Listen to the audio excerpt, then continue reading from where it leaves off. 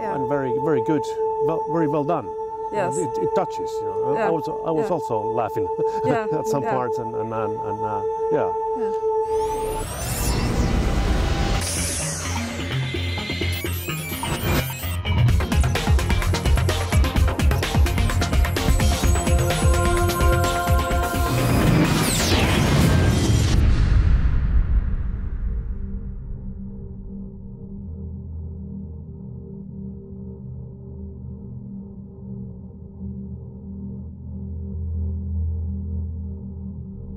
Over its lifetime, Hubble has inspired new thinking about the universe and contributed to more fields within physics and astronomy than we could ever have imagined. But Hubble has also become an icon of discovery, of human achievement, and of culture, and has been the inspiration for artistic work that goes beyond the science.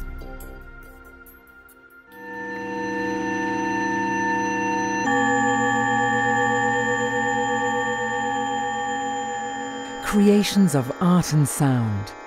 Creations like Tim Otto Roth's Heaven's Carousel, premiered in March 2014 at the 4th Hubble Space Telescope Conference at the Accademia dei Lincei in Rome. What's the point? You see it glowing, but finally you will see or will hear that there are sounds coming out. So what I'm doing, I'm translating light physics into acoustics.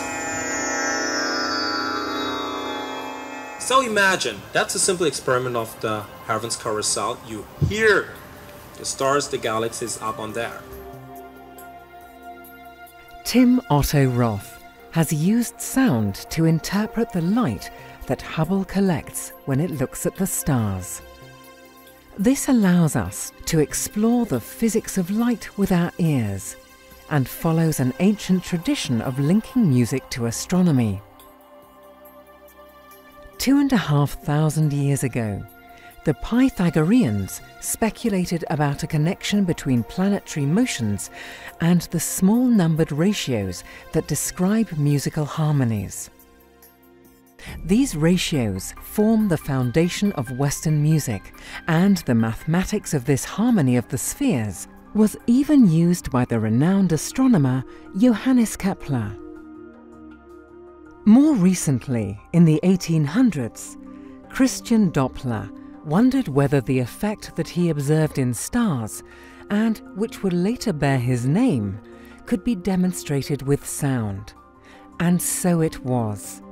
First using a brass band on an open railway wagon, and then later by the Heaven's Carousel. The Doppler effect causes a shift in the observed wavelength of radiation if the source of the radiation and the observer are in motion relative to each other. Now in this simulation we have a light source moving to the right. So to Alice, sitting on the right, the source appears bluer because the wavelengths are compressed. But Bob on the left sees redder light because the wavelengths are stretched. The light is blue or redshifted. The same thing happens to sound. As the train with the brass band passed the audience, they would have heard the pitch changing from higher to lower. Just because I could not afford a whole brass band sitting for days or weeks on a carousel and turning around, well, I just took loudspeakers playing sine waves. At the center of the Heaven's Carousel, the pitch of the tones is constant, and no Doppler effect is heard. The 36 speakers circle overhead, and neither approach nor recede from your ears.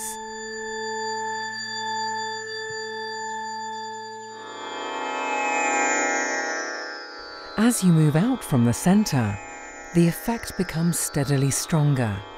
Each new position brings a new perspective, and a different set of pitches can be heard, changing with the changes in direction of the speakers.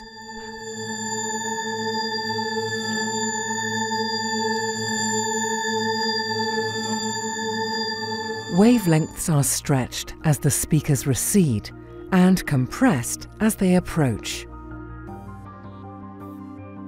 The Doppler shift explains what we see in the local universe when objects are moving away from or towards us. This is one way that astronomers have detected exoplanets orbiting nearby stars. But this effect also has a cosmological cousin.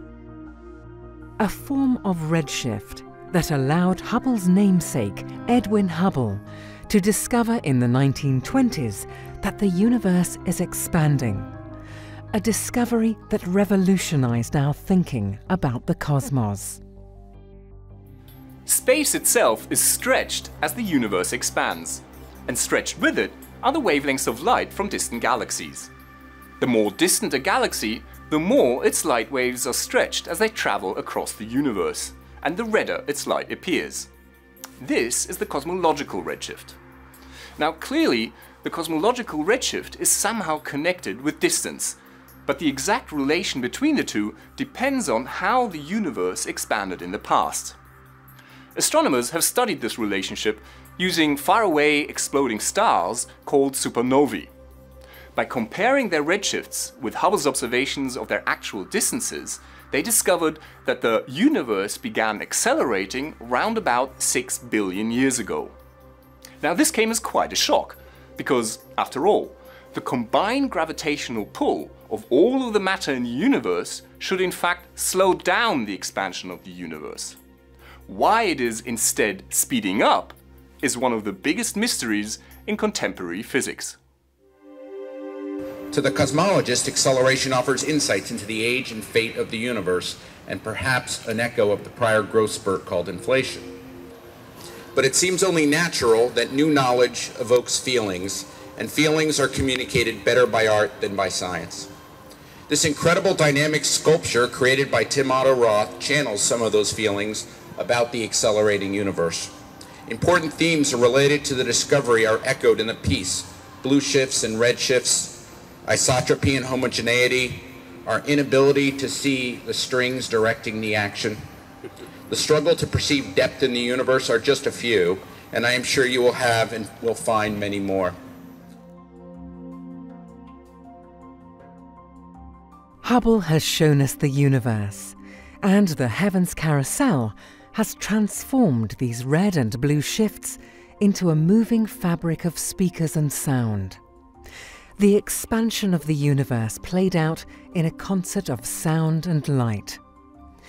At times, these sources of sound are telling us through their pitch that they are moving away from us, leaving the same clues that planets around distant stars leave for today's astronomers. And at other times, a high pitch and dazzling ice blue transitions to a deep red and a pitch almost too low to hear, making us feel like an observer of cosmic time, listening as the universe expands and its contents accelerate away from us.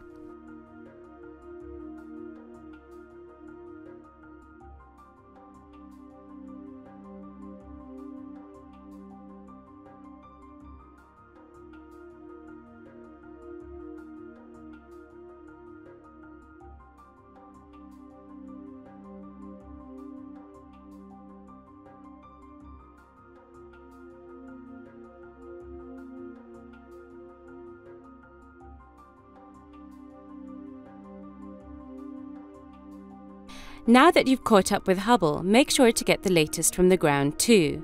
The ESOcast highlights the best of the European Southern Observatory and its powerful telescopes that observe from high in the Chilean Andes, at the Southern Hemisphere's best-known sites for astronomical observations.